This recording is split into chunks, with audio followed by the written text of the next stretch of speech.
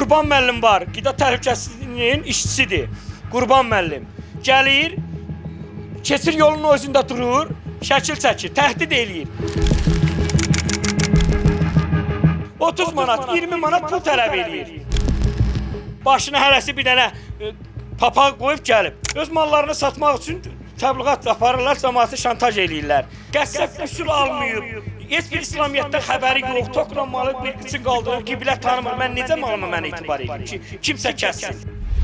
Aylığa 30 dururlar ki, ayda 30 manat verin, istədiyiniz şeyi göz yuma bilərik. Məcburan mən çıxım, ölkəmi tərk edirəm. Oktyabrın 24-ü Azərbaycan Qida Təhlükəsizliyi Agentliyinin keçirdiyi reyd zamanı sahibkar cərmələnib.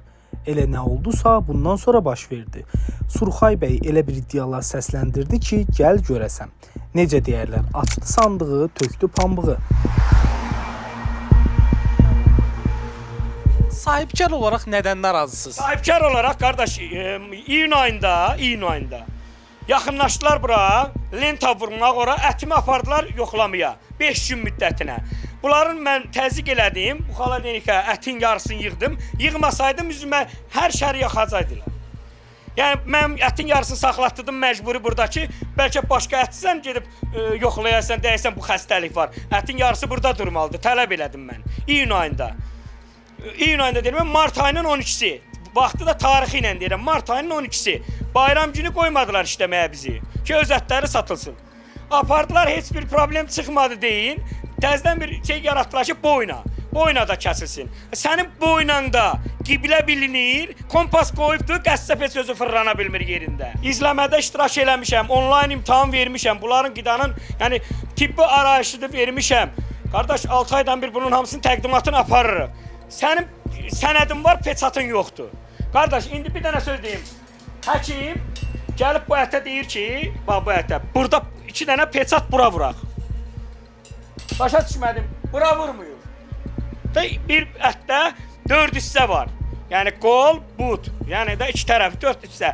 Bu qollarına vurur, bir də butlarına. Bu yerinə vurmuyursa demək bu ət peçatsızdır.